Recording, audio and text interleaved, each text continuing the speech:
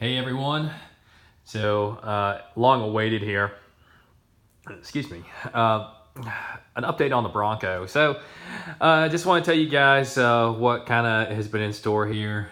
It's been sitting here for a while and honestly just hadn't had time to mess with it. New job, child on the way. Last time my buddy Josh and I got in it, the starter wouldn't turn over the motor. So just for me, I wanted to rule out that it wasn't something mechanical because I wasn't really happy with the machine shop. I just wanted to make sure that the mains, they hadn't tightened the mains too tight or something of that nature.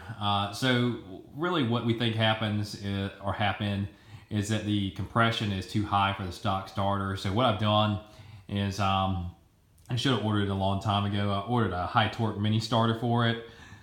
So my guess is the compression is probably 10-5 to 1. It may even be close to 11 to 1. I probably should get out and calculate it. And honestly, if it doesn't start this time, I will get a calculator out and calculate it. So one's on the way, coming from, I think it's Minneapolis. It's an upgrade to what's on there. I think it's like a 4 to 1. So this should, get it taken care of and at least get it to where the motor will turn over, at least with the spark plugs in it, because it'll turn over without the spark plugs in it. But everything is plugged up. I've got the spark plugs out of it currently, spark plug wires off of it. But when we cranked it up, it did smell like old gas. So we'll approach that subject as we get to it. But hopefully all this is going to go down on, at some point this weekend.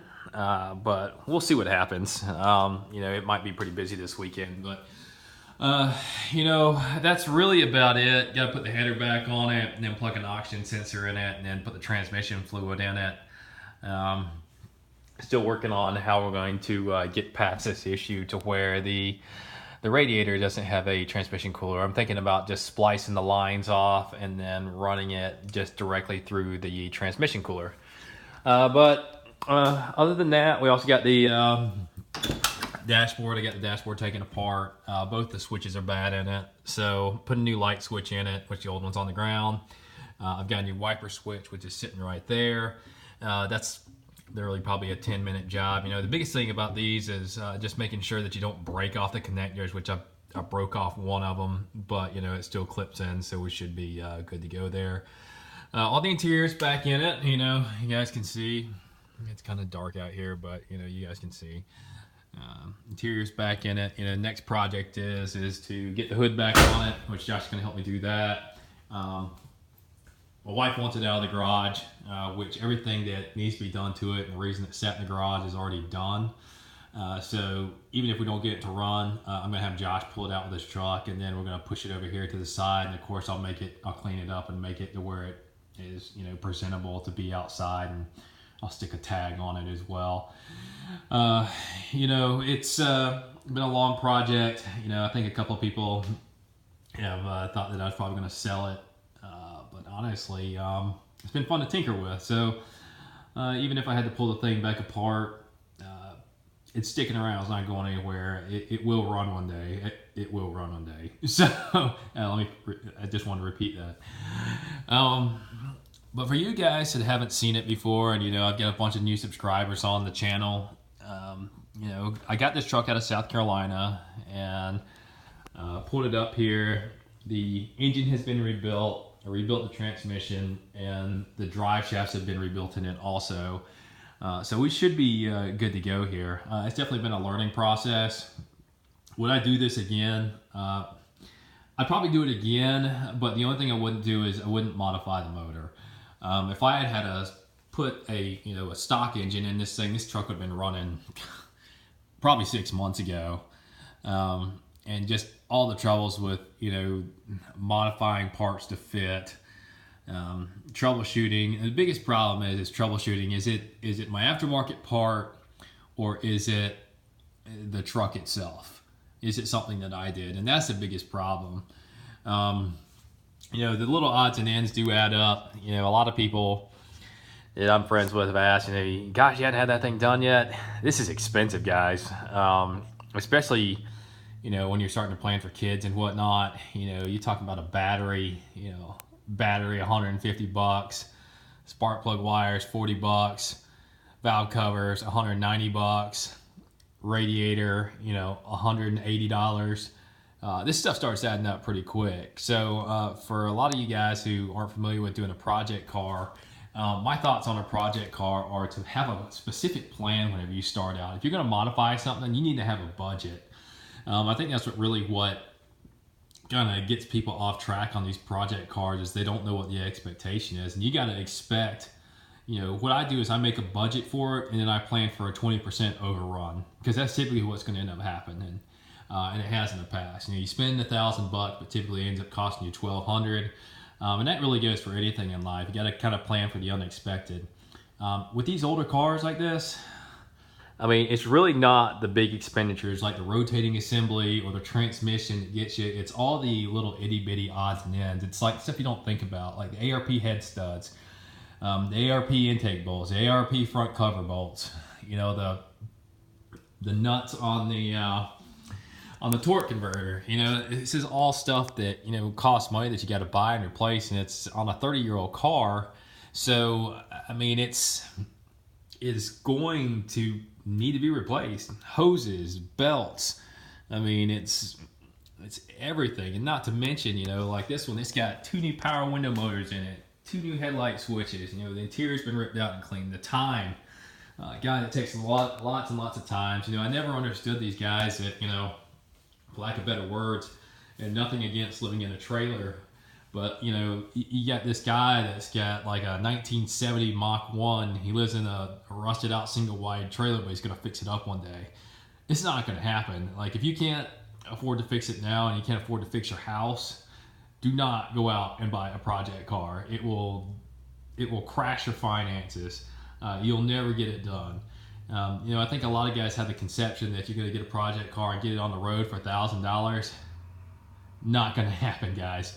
And that's just me being really transparent. That's my advice on project cars. A lot of you guys that are on my channel are fairly young.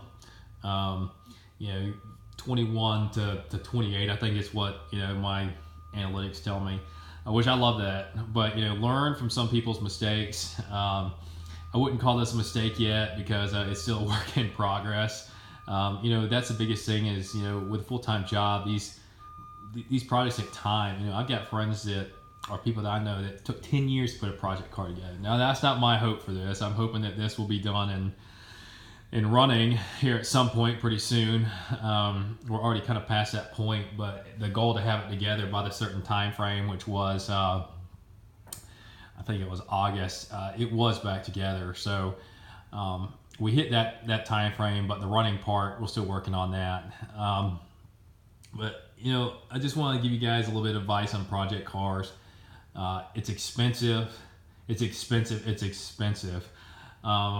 If you're in school and you don't have a good job, or you got student loans, or your finances are stretched already, or you got credit card debt, do not go out and buy a project car. It will not end well for you. It'll end up being a money pit, and then you'll end up doing what a lot of these guys out here doing. You'll end up putting $3,000-4,000 in it.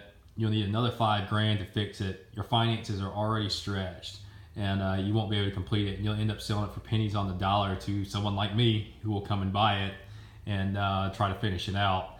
Always have a way out, guys. I mean, like for this truck, if I couldn't get this truck to run, I got $750 in the truck.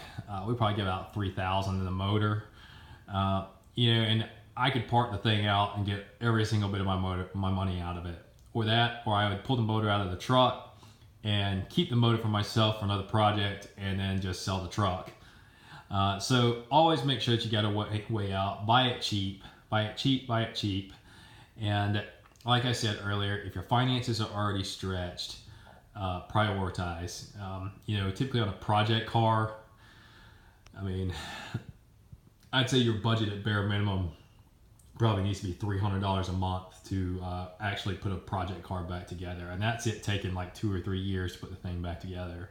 If you can't afford $200 or $300 a month, you definitely don't need to be looking at a project car. It's a dream that every guy has. It's something that every guy thinks it's, oh man, that's so cool, have a project car. But you got to be realistic. I mean, if you can't afford $200-300 a month, realistically, you need to be $500-600 to really be able to afford the project car parts that you need. Because a paint job on this truck, if you went and got it done correctly, you're talking about $5,000 at least.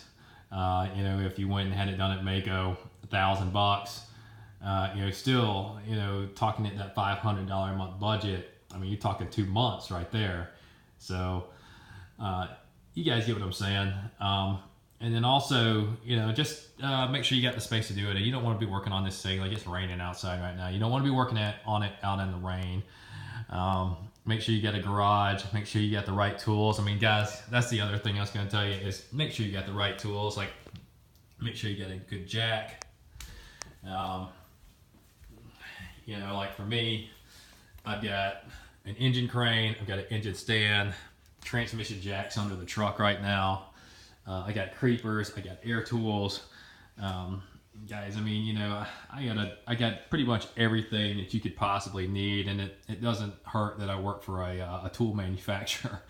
But you got to make sure you got the tools too. Like this engine crane, we talk about that budget again, $500 a month at maximum, or $200 a month at the very least. Engine stand, $60, engine crane, $200, transmission jack, $200. That jack over there is probably about a $300-400 jack with stands. You talk about air compressor, you're looking at about, $300-400. Airline, $100. Air tools, $200-300 a pop. Any type of power tools you're gonna need is probably about $150-200. Torque wrenches, $100 a piece. And I'm going on a tangent here, but you guys get what I'm saying. Snap ring pliers over there was, $150. You really got to have a big budget. You got to have deep pockets to not to brag or anything like that, because I'm definitely not rich. You got to have somewhat deep pockets, or at least not a lot of financial strain to be able to do a project car.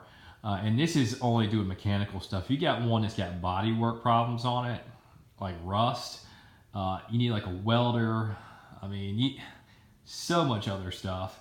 And I guess that's what I'm trying to get at is, just trying to explain to you guys about what's all involved with a project car. It's not just you buy the car and you work on it with, a 10-piece wrench set. It's not how it works. But anyways, guys, I'll let y'all get back to it. Just want to make this video and have a good evening.